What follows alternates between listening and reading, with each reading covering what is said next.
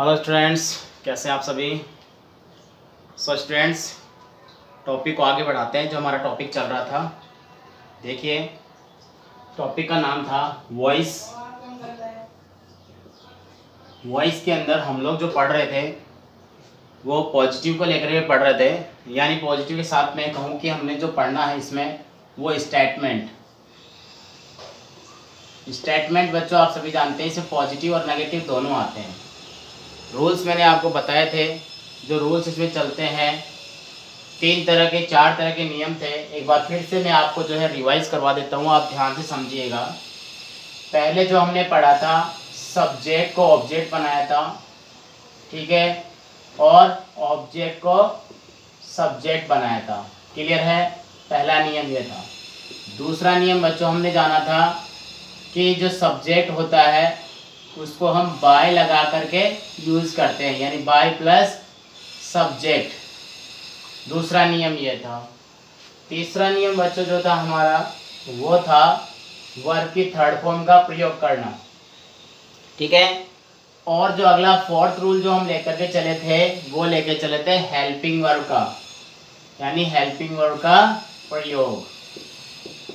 Helping verb का प्रयोग बच्चों, जिसमें कि मैंने आपको लिख करके बताया था स्टेटमेंट को लेकर के, जिसमें एक बार फिर से बता रहा हूँ। मैंने कहा था मैं रिवाइज करवाऊंगा थोड़ा सा, फिर अगला टॉपिक इसी में आगे बढ़ाएंगे टॉपिक को।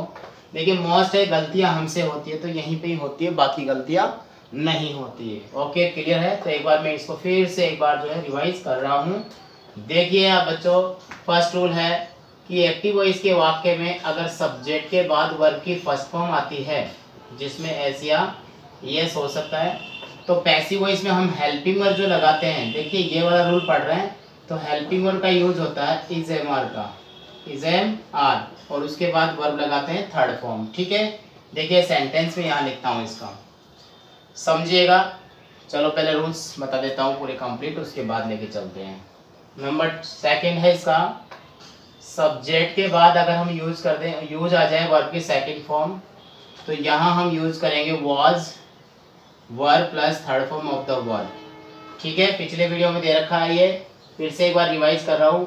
अगर इधर सब्जेक्ट के बाद में इज एम आर या फिर वॉज वर्ब प्लस वर्ब की फोर्थ फॉर्म दी हुई आ जाए, तो अगर इज एम आर आए तो इज एम आर में से लिखेंगे, ठीक है, अकॉर्डिंग टू सब्जेक्ट, प्लस इसके साथ क्या लगा देंगे, बीइंग लगा देंगे, प्लस वर्ब की थर्ड फॉर्म। और अगर बच्चों वॉज वर्ब में से आया तो वॉज वर्ब लगा देंगे, प्लस इनके साथ में वही being plus third form of the verb. इसका फोर्थ रूल था बच्चों, वो था सब्जेक्ट प्लस हैज हैव, और एक आता है इसमें हैड। हैज हैव हैड के बाद यूज होती है थर्ड फॉर्म। तो देखिए अगर ऐसा आ जाए तो अगर हैज हैव में जो भी आएगा, हैज आए या हैव आए या हैड आ जाए, उनके साथ हम लगाते हैं been plus third form of the word, ठीक है। और इसका लास्ट था 5वें नंबर का नियम कि अगर सब्जेक्ट के बाद कोई भी मॉडल दिया हुआ आ जाए प्लस उसके बाद फर्स्ट फॉर्म आती है, तो जो भी मॉडल आएगा उस मॉडल के बाद हम लगा देंगे बी प्लस वर्ब की थर्ड फॉर्म, ठीक है। ये था हमारा रूल, इसके एग्जाम्पल भी मैंने बताए थे। अब इसको आगे बढ़ाते हैं, ये इसलिए था कि आपको मालूम चले गलतियां नहीं होगी। देखो बच्चों, स्टेटमेंट में हम लोग दो लेके चलते हैं, एक तो पॉजिटिव, जो पॉजिटिव के मैंने सारे जहां तक बता दिया। दूसरा आता है इसमें एक नेगेटिव। नेगेटिव जब सेंटेंस होता है तो यहाँ थोड़ा सा एक नियम बदल जाता है, ठीक है। तो देखिए नेगेटिव वॉइस जब आ जाएगा, नेगेटिव के अंदर NEGATIVE, तो नेगेटिव में क्या होता है बच्चों, ये वाला रूल मैं आगे बढ़ा रहा हूँ, इसको 6 नंबर लिख करके। देखिए अगर सब्जेक्ट के बाद में, ध्यान से समझिएगा, सब्जेक्ट के बाद में अगर डू या फिर does plus not plus first form of the verb आ जाए, तो पैसिव वॉइस में क्या करेंगे बच्चों, helping verb is am are तो आएगी ही आएगी। इज एम आर के बाद हम लगा देंगे नॉट प्लस वर्ब की थर्ड फॉर्म। यहाँ लिख रहा हूँ, जो डू और डज है इन्हें क्या करेंगे, हटा देंगे, ठीक है, क्योंकि हटाने का मतलब ये रूप बन गया इनका, इज एम आर में आ गया, ठीक है ना। एग्जाम्पल देखिए, जैसे मैंने कहा Ram does not complete his work. Ram does not complete his work. तो क्या करेंगे बच्चों, देखिए यहाँ पर है राम सब्जेक्ट है हमारा, ये हेल्पिंग वर्ब आ गई, ये मेन वर्ब आ गई, और हिज अकेला आ सकता है क्या, नहीं आ सकता। तो हम क्या करेंगे, पूरा ले लेंगे। ये क्या हो गया हमारा object, subject according to object change करेंगे, रिप्लेस करेंगे। तो यहाँ लिख देंगे हिज वर्क। क्या बच्चों, हिज वर्क। देखो डज नॉट आया, डू नॉट, डज नॉट आने पर is not, am not, are not. तो राम हिज वर्क एक वचन है, तो his work is not. Very good. फिर क्या लगा देंगे, थर्ड फॉर्म कंप्लीटेड। यह हमने कर दिया कंप्लीटेड। फिर क्या आ जाएगा, बाय राम। शाबाश, समझ में आ गया आपको। नेगेटिव के अंदर औरों में कोई प्रॉब्लम नहीं आएगी। ये दो अलग थे, अब एक और बताऊंगा 7वां नंबर, फिर एक इनमें से बताऊंगा। नेगेटिव कंप्लीट हो जाएगा यहीं पे ही। 7 नंबर रूल है बच्चों, देखिए अगर सब्जेक्ट के बाद में डिड नॉट आ जाए, दिया हुआ क्या आ जाए बच्चों, did not plus first form, तो जो इसका पैसिव बनाया जाएगा, तो जो हेल्पिंग वर्ड लगेगी वो लगेगी was verb plus not plus verb की थर्ड फॉर्म। जैसे कि मैं एग्जांपल देता हूँ, he did not help me, he did not help me in my work, he did not help me in my work। समझिएगा सेंटेंस को, sentence में क्या दे रखा है बच्चों। तो देखिए ही क्या है, सब्जेक्ट, डिड नॉट क्या आ गया, हेल्पिंग वर्ड, हेल्प हमारा है मेन वर्ब, मी क्या है ऑब्जेक्ट, और ये सब क्या है ईटीसी। मैंने पहले कहा था बच्चों, हमेशा जो हमारा ऑब्जेक्ट होगा वो क्या लेके चलेंगे, हमारा जो इनडायरेक्ट ऑब्जेक्ट होता है ज़्यादातर हम उसी को ही यूज़ करते हैं। मी क्या है कि इनडायरेक्ट ऑब्जेक्ट। अभी एक सेंटेंस बताऊंगा डायरेक्ट ऑब्जेक्ट और इनडायरेक्ट ऑब्जेक्ट का, जहाँ वो डिफरेंस ही बताऊंगा। कई बच्चों से गलतियाँ होती है, ठीक है, तो वो नहीं होगी। तो अब देखिए क्या लेंगे ऑब्जेक्ट, मी का क्या हो जाएगा, आई। डिड नॉट का आई के साथ देखिए यहाँ पर वॉज वर है, आई के साथ क्या लग जाएगा, वॉज। आई वॉज नॉट, ठीक है, हेल्प की third form helped, I was not helped in my work by him. Very good, by him. तो बच्चों देखिए ये हो गया नेगेटिव एंड साथ साथ और रूल्स से इसके हैं। तो आप एक बार इसका स्क्रीनशॉट ले लीजिए, फिर मैं आगे बताता हूँ इरेज करके इसको। ओके, स्क्रीनशॉट ले लीजिए आप सभी। ओके, हो गया, ठीक है, आगे चलते हैं। देखो बच्चों रूल्स तो जो है वो कंप्लीट से हो गए हैं स्टेटमेंट के। सिर्फ आपको तरीका बताना है कि कुछ सेंटेंस अलग से आ जाते हैं तो उस समय क्या करना चाहिए, उसको कैसे बनाना चाहिए, ठीक है ना। तो देखिए कुछ ऐसे सब्जेक्ट ऑब्जेक्ट भी होते हैं जहाँ पर या वर्ब होती है जिनके लिए बाय नहीं लगता, सब्जेक्ट होते हैं जिनके बाय नहीं लगता, वर्ब के साथ टू लग जाता है।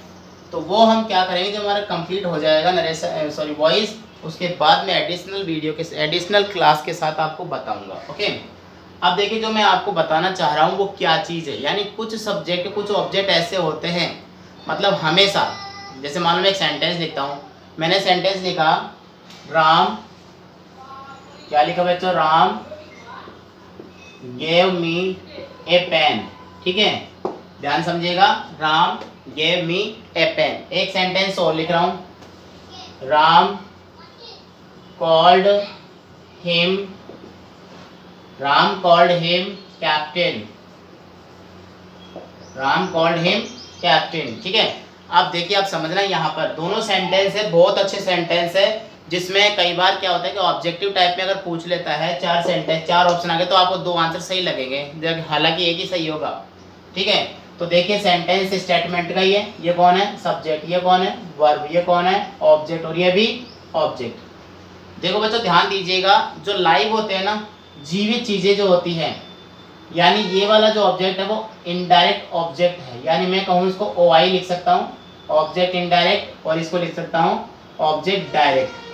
ध्यान समझिएगा, IO, ठीक है, और ये लिखा मैंने IOOD। देखो बच्चों डायरेक्ट ऑब्जेक्ट हमेशा क्या होती है, वस्तुएं होती है जो अनलाइव थिंग होती है। समझ में आ गया? पेन हो गया, बुक हो गया, टेबल हो गया, ये क्या है? ये अनलाइव थिंग होती है। तो इनको क्या बोलते हैं? डायरेक्ट ऑब्जेक्ट बोलते हैं, मतलब डायरेक्ट जो अपने को दिख रहा है। और जो अनलाइव लाइव थिंग होती है इनको हम कहते हैं क्या?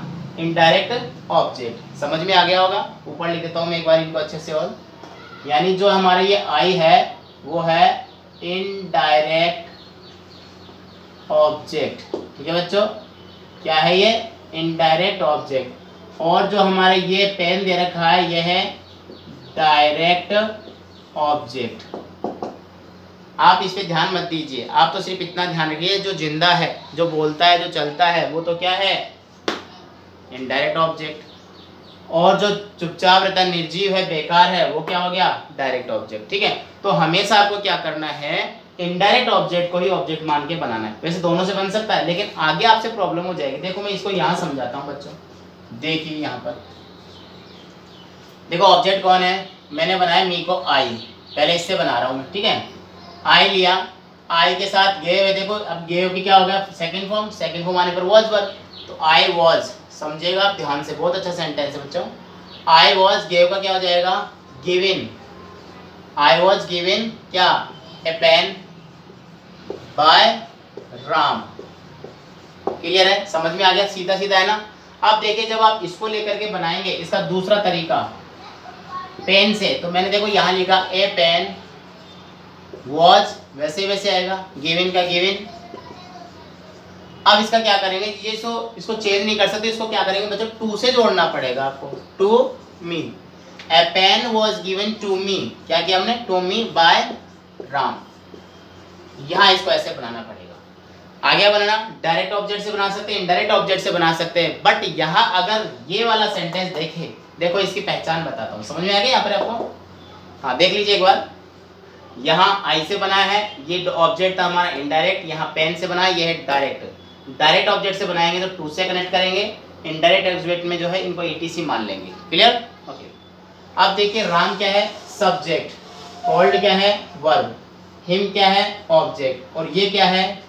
इसको बच्चों कहते हैं ओसी, यानी कि ऑब्जेक्ट कॉम्प्लीमेंट। इसको आप इनडायरेक्ट या डायरेक्ट ऑब्जेक्ट का नाम नहीं दे सकते, क्योंकि हिम ही कैप्टन है, कैप्टन ही हिम है। देखो मी पेन थोड़ी, मैं ही पेन थोड़ी हूँ, नहीं ना? तो यहाँ तो दोनों अलग अलग है। लेकिन राम ने बुलाया, उसे कप्तान बुलाया, तो किसी इसको तो बुलाया, तो दोनों एक ही हो गए इसमें। ठीक है ना? तो देखिए इसको कभी भी जो ऑब्जेक्ट कॉम्प्लीमेंट जो होता है ये कभी भी सब्जेक्ट का स्थान नहीं लेता। जो इसका मेन होता है कौन सा? इनडायरेक्ट ऑब्जेक्ट, वही जाएगा। समझ में आ गया ना? देखिए कैसे मैंने बनाया, ही कॉल्ड है तो वॉज लग जाएगा, called, he was called captain by Ram. इस तरह से बनेगा। अगर आपने कहा कि इसको पहले लिखे captain was called to him, तो ऐसा सेंटेंस नहीं बनेगा। देखो इसके तरीके से अगर आपने बनाया ऐसे,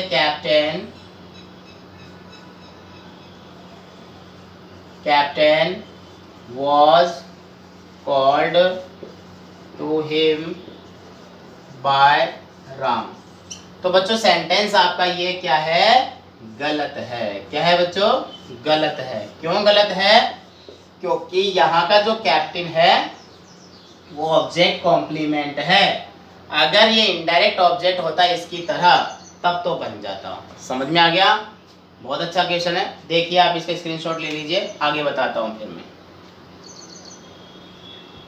हो गया? ओके। देखो पढ़ना तो बहुत आसान है, बट प्रैक्टिस के अंदर जब क्वेश्चन आते हैं ना हमारे, तो वो क्वेश्चन आते हैं जो हमने पढ़े ही नहीं हो। आप सभी जानते हैं इस चीज़ को। कुछ अलग ही आ जाता है। एक क्वेश्चन तो ऐसा आता है जो हमने कहीं रूल्स में भी नहीं देखा, हालांकि रूल्स में होता है, बट हमने क्या प्रैक्टिस नहीं करी। ठीक है ना? और प्रैक्टिस नहीं करी तो इसका मतलब आप सभी जानते हैं, अगर प्रैक्टिस नहीं करोगे तो परफेक्टनेस नेवर कम, कभी नहीं आएगी। समझ गए ना? तो देखो नेवर से मुझे एक बात, एक सेंटेंस और याद आ गया। छोटा सेंटेंस, ज़्यादा बड़ा नहीं है। जैसे अब कुछ सेंटेंस की बात करूँ, जैसे मान लो मैंने लिखा अननोन सब्जेक्ट। ठीक है ना? एक तो सेंटेंस मैंने गया, जैसे मैंने लिखा nobody can solve this question, nobody shall solve this question।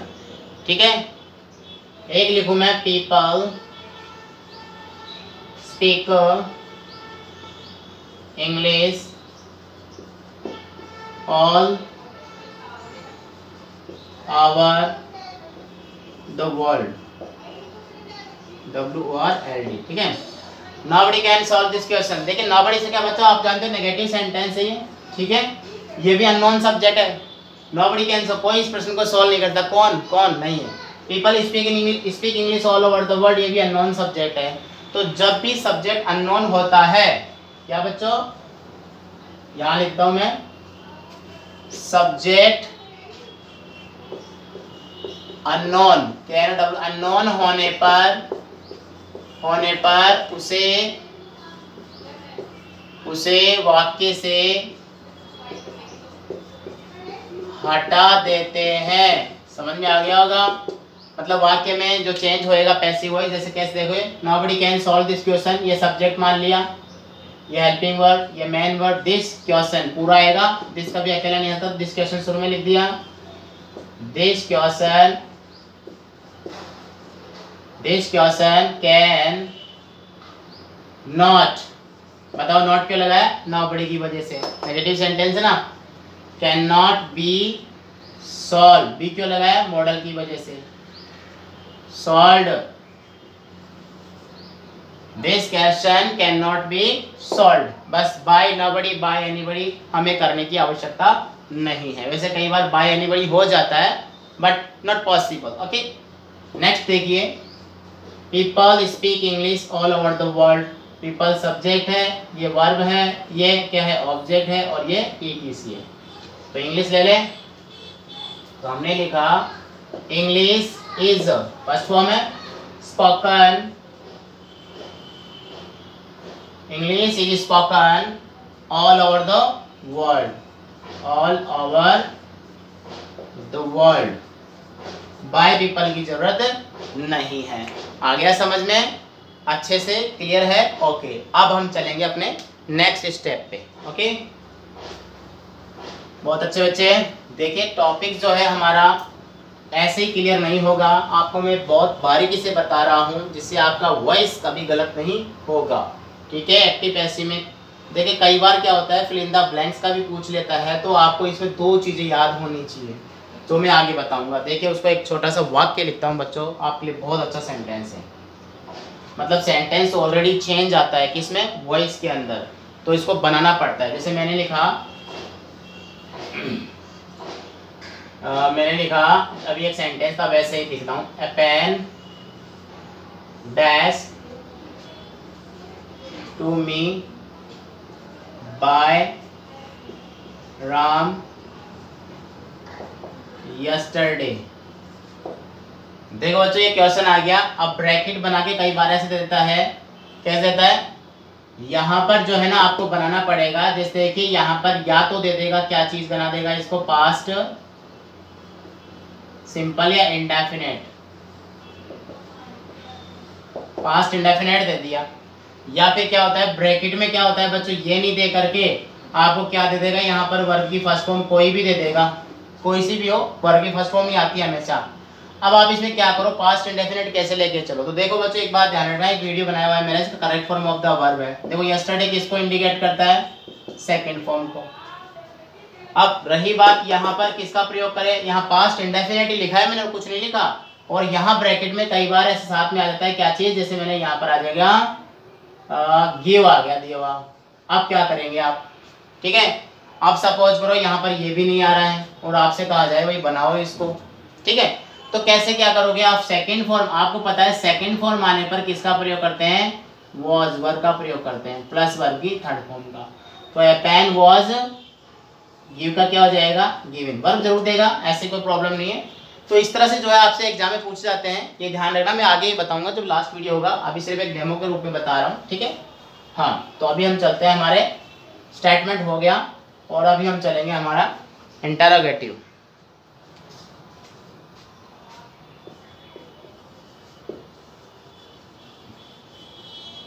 Interrogative passive voice,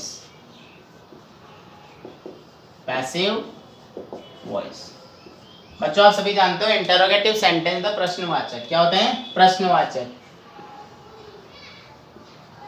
प्रश्नवाचक दो तरह से होते हैं। Number 1 start with helping verb, जैसे मैंने लिखा helping verb plus subject plus main verb plus object plus etc.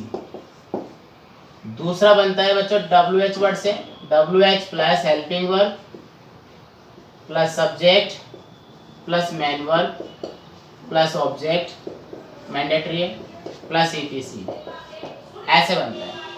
तो इनका पैसिव वॉइस बनाना कोई हार्ड नहीं है। देखिए बहुत हमारे जो रूल्स है ना पुराने वाले वही चलेंगे सारे के सारे। कैसे? सबसे पहले मैं बताता हूँ आपको हेल्पिंग वर्ब से, ठीक है? ध्यान दीजिएगा, हमारा एक्टिव वॉइस का सेंटेंस स्टार्ट होता है अगर हेल्पिंग वर्ब से। देखिए मैंने हेल्पिंग वर्ब लगा दिया plus subject plus main verb plus object plus etc. बस आप इसी से समझ जाएंगे क्वेश्चन मार्क। अब इसका बनाते हैं पैसिव वॉइस, पीवी बनाते हैं। क्या करेंगे? सबसे पहले हेल्पिंग वर्ब है तो हेल्पिंग वर्ब भी आएगी, ध्यान देना। सब्जेक्ट की जगह आएगा ऑब्जेक्ट, ऑब्जेक्ट की जगह आएगा सब्जेक्ट, तो लिख दिया हमने यहाँ पर ऑब्जेक्ट। अब देखो बच्चों यहाँ मैं एक जगह छोड़ रहा हूँ कुछ समय के लिए, ठीक है? और यहाँ मैंने लिख दिया वर्ब की थर्ड फॉर्म, ओके? उसके बाद मैंने लिख दिया ईटीसी प्लस बाय करके सब्जेक्ट यहाँ पर आ जाएगा। ये हमारा एक फॉर्मेट बन गया, फॉर्मूला तैयार हो गया।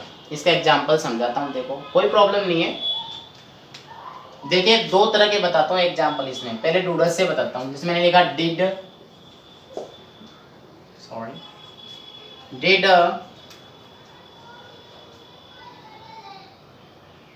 She did she cook food? Did she cook food? क्या उसने भोजन पका लिया? Did she cook food? ठीक है, समझ में आ जाएगा। देखिए ये क्या है? हेल्पिंग वर्ब, ये क्या है? सब्जेक्ट, ये क्या है? मेन वर्ब, और ये क्या है? ऑब्जेक्ट। तो डिड जो आया है आपको पता है, जो हेल्पिंग वर्ब लगाएंगे वो किसके अकॉर्डिंग, और डिड आने पर किसका प्रयोग करते हैं? हेल्पिंग वर्ब वॉज वर्ब का। मैंने बताया था आपको, डिड आया है इसमें तो डिड आने पर वॉज या फिर वर्ब, ठीक है? तो हमने यहाँ पर लगा दिया फूड के अकॉर्डिंग। फूड कौन आ जाएगा? यहाँ पर आ जाएगा, फूड सिंगुलर है तो वॉज फूड, क्लियर है? अब इस जगह कुछ नहीं आ सकता, क्यों नहीं आ सकता बताऊंगा आगे। वॉज फूड थर्ड फॉर्म आ जाएगी cooked, was food cooked by etc नहीं है, शी का और क्वेश्चन मार्क। क्या भोजन उसके द्वारा पका लिया गया? तो वही बात है यहाँ पर भी। समझ में आया? नहीं आया समझ में? एक एग्जांपल और देखिए, देखिए मैं बताता हूँ। देखिए is your teacher, is your teacher teaching English? Is your teacher teaching English? Sentence है, इंटरोगेटिव है, ओके? अब बनाते हैं बच्चों। ये देखिए हेल्पिंग वर्ब है, योर टीचर सब्जेक्ट है, ये मेन वर्ब है और ये ऑब्जेक्ट है। इंग्लिश को ले जाएंगे, इज एम आर आने पर किसका प्रयोग करते हैं? इज एम आर के साथ बीइंग प्लस थर्ड फॉर्म। तो देखिए इज के इज का इज ही रहेगा, क्यों? क्योंकि इंग्लिश सिंगुलर है तो is English, is English. Is am are आने पर बीइंग लगाते हैं, इज इंग्लिश बीइंग, टीच की taught, TAUGST, is English being taught क्या रहेगा? By your teacher. अब जहाँ तक आपको समझ में आ गया ना, बहुत अच्छी बात है। तो देखिए आप, ये बन गया हमारा हेल्पिंग वर्ब से स्टार्ट होने वाला पैसिव वॉइस। अब चलते हैं WH वर्ड से स्टार्ट होने वाला पैसिव वॉइस। देखिए WH वर्ड जब भी स्टार्ट होगा तो WH वर्ड में बच्चों कई कंडीशन चलती है, जैसे हु और व्हाट में थोड़ा सा आपको समझाना पड़ेगा अलग से। देखिए उससे पहले मैं आपको कॉमन बताता हूँ। WH वर्ड जब भी आएगा तो WH वर्ड, अच्छा WH वर्ड बताऊं पहले, ठीक है? WH वर्ड देखिए what, when, where, why, which, who, whose, whom, how, ठीक है। इसके बाद how many, how much, how long, how far. तो what, when, where, why, which, who, whose, whom और हाउ, ये बच्चों क्या है, ये WH वर्ड है। आगे समझ में आप तो, ठीक है। मैं इसको इरेज करता हूँ, आप इसको स्क्रीनशॉट ले लीजिए इसका, इधर बताता हूँ फिर। हो गया, okay.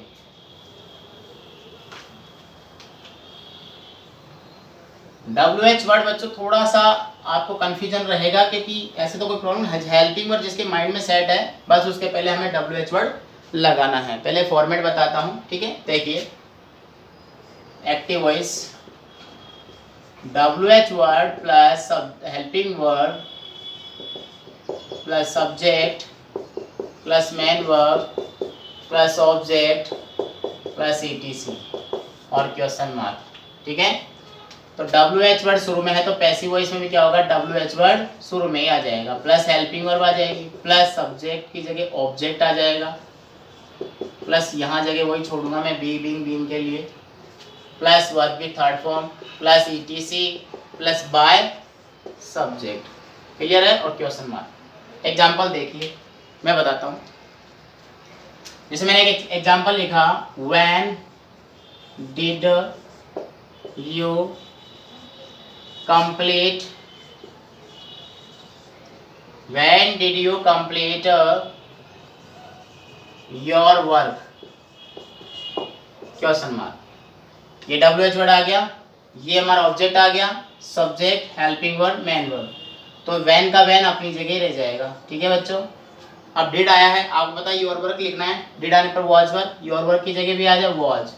When was your work, your work हो गया, डिड का हो गया, योर वर्क हो गया। अब पढ़ना क्या है, third form, when was your work completed, completed by you. कई बार बाय यू नहीं लगाते हैं, कोई प्रॉब्लम नहीं है, ठीक है। ये भी एक इंडेफिनिट सब्जेक्ट होता है, तो when was your work completed इतना भी चल जाता है।